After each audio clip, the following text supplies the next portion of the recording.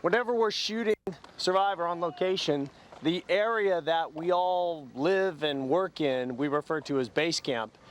And the formation, the layout of base camp may change from location to location, but the departments that are in base camp and the idea of base camp always remains the same. It's basically the nerve center of where everything happens, everything it takes to put a show like this on the air when you're halfway around the world, including transportation. So I'm just going to pop in on some of the different departments and give you a little taste of what goes on in a day. Anything that happens at base camp must go through the production office. This is the nerve center of the nerve center. It's the middle of lunch. We're going to pop in, and a lot of people are gone. We'll make our way over to the queen bee of the nerve center. By the way, two of our producers, hey Jeff. Matt and Pritikin. What are you guys doing in here anyway? We're hiding from the heat. The AC is out. This is the only place we have it. Are you literally working on an episode? Absolutely. Yeah, show 2. Nice. All right. Jocelyn. Hard at work. Doing a little tour of base camp. Give me the 411 on what the production office does for Survivor. Well, the better question, Jeff, I think, is what doesn't the production office do? Basically, we're kind of mission control and essentially the nerve center. Everything going on this show somehow runs through the production one way or another. It's kind of deals with what we're shooting, but also, you know, kind of bigger picture stuff. We're the office that liaises with our offices back in Los Angeles and Sydney. We are the office that deals with when people arrive and when people leave, all their accommodation, all their travel. We need things shipped in from the States. We can't get something we need for a challenge. That basically runs through here. We set that up, and then it comes in, and it gets here, and we distribute it. It never ends. Basically, once we start, it is one long to-do list that doesn't get any shorter until the show's over. Without Unit, we wouldn't be here. That's the bottom line. They create this entire world. Unit's responsible for all the facilities and the logistics for the show, basically. So if you want to go and film somewhere, somebody's got to put all the power and the water and the fuel and the buildings and the air conditioning and the Gatorade. One of the nice things about being in China is we do have hotel rooms with toilets and showers, but down at base camp you have to use portable toilets. So because we have Western toilets, we wanted to make sure our locals know how to use a Western toilet. So we put it in Chinese. That makes sense. We even have, believe it or not, pictures, because they use a different type of toilet in China. I understand the Chinese part of it. What I don't understand is why we need the directions in English for how to use a Western toilet. Another department we could not live without is our medical department. Gonna pop it. What's going on? Don't run. We're doing a day in the life and kind of showing people what goes on in Survivor. Medical department, you guys take care of 6 survivors if they need be. You also take care of a crew of about 400. That's right. How prepared is this place to handle basic emergencies? Oh, we're very prepared. We've got a full team here. We've got 2 doctors, 4 paramedics and 2 registered nurses. We've got a fully kitted out kind of small emergency department almost, complete with monitoring equipment. We've got things for intravenous lines, a whole range of intravenous and other medications, and a bunch of expert people who are basically willing to do anything to save someone's life.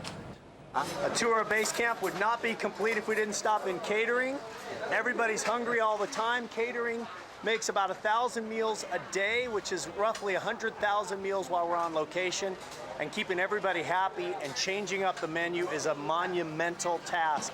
But as you see, seems to be going very well. Tour continues. We also have, as you might guess, a massive marine department. All kinds of boats and crews and captains that are responsible for getting us to locations and back. Again, we'll just pop in and see. Oh, Megan doesn't like to be on camera, so I'm going to ignore her. Again, just showing you the scope. This is just a little shot of how many boats we have. All of them are named. And then, you know, who they take care of, challenge, contestants, grips, medical, dream team, all that stuff. When and where they're going. And all of these departments, like everything you've seen here today, run non-stop, all day, every day. This is a living, breathing show. This season we also have a lot of driving we have to do because some of our challenges are inland and not on the water, so we have a huge transportation department and they are all local drivers. And here's our, how'd that episode 2 come out? It's great. Great one. It's great. Who goes home? I don't remember. Well, if there's one thing Survivor's known for, it is the look of the show, and that responsibility falls to our production designers and producer on the show, Dan Monday. Dan, give us the lowdown. We're taking a tour of base camp. Explain what, from a production design point of view, what you guys do. We just incorporate the local culture, the ancient culture, whatever culture we got to go on. We just incorporate that in the show for the looks, for the challenges, for the rewards, for tribal council. Just make you feel like you're stepping back in time into that culture. This is the last department that I'm going to show you. This is the challenge department. Obviously, this is where all the challenges get created. John Kerhofer doing a quick tour of base camp for Survivor fans. All the different departments it takes to put on the show. Challenges is responsible for the creation, the development, and the producing of all the challenges. And this is how we do it. First, we come over and scribble an idea up on the board.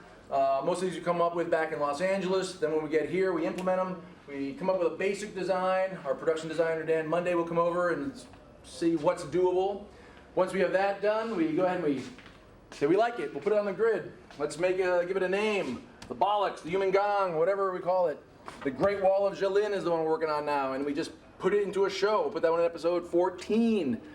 Then once we have it in the show, Dan and his team get the Michael over there, Michael Bootby, then makes a concept drawing for it, so that everybody that sees a concept drawing will see the whole story immediately. This is the challenge that we're doing. Dan and his guys go out in the field, they get all the lumber, they get all the stuff. Dan does all the technical drawings and designs up how all the bits and pieces works, designs all the puzzles. They go out, the boys, such as your brother, will then build the sets, and then we go out, Dream Team tests, rehearses, and then finally we shoot it, and we have the greatest show in television. Thank you, Mr. Kerhofer. Thank you. Nicely done. Okay, that's going to conclude the tour of base camp. I didn't hit every department. I missed some key areas because people weren't available, and I didn't touch at all on reality, which are the guys and women that are living out on the beaches every day. You know, we're back here at base camp. We can stop in and get some lunch. We can pop in an air-conditioned office.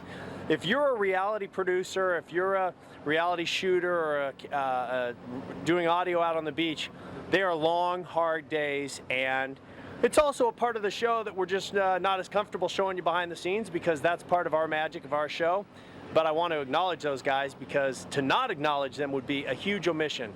I hope if you're a Survivor fan, you're enjoying these. If you're not, let me know and we'll take them down.